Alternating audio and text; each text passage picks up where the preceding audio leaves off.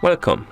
In front of me I have OnePlus Watch 3 and I'm gonna show you how to unpair this watch from the Android phone.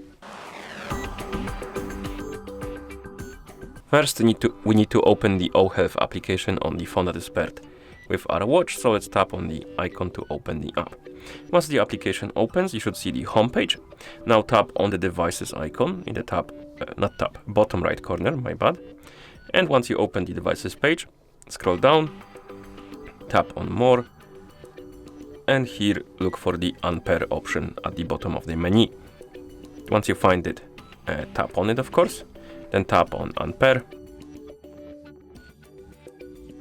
and the watch will disappear from the devices page. And we can also open the Bluetooth settings on our phone, just in case, to check if the watch is right here on the list of paired devices. It's not, so we can close the settings. And that's how you unpair this watch from the Android phone. Thank you for watching. If you found this video helpful, please consider subscribing to our channel and leaving a like on the video.